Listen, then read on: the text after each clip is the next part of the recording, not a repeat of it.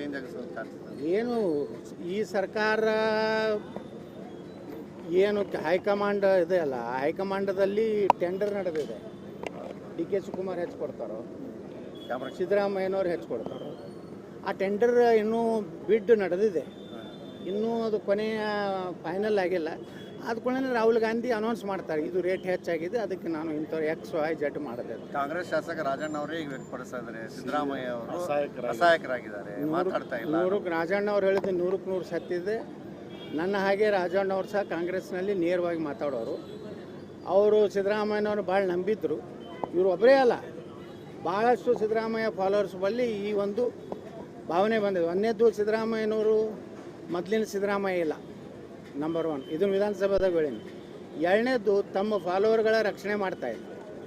ಮೂರನೇದ್ದು, ಅವರು ಸಿದ್ದರಾಮಯ್ಯನವರು ಏನೋ ನಿರೀಕ್ಷೆ ಇಟ್ಟಿದ್ರು ಜನ, ಆ ರೀತಿ ಸರ್ಕಾರ ಕೊಡಲಿಲ್ಲ. ಇದು ಮೂರರಲ್ಲಿ ಸಿದ್ದರಾಮಯ್ಯನವರು ವಿಫಲರಾಗ್ಯಾರ.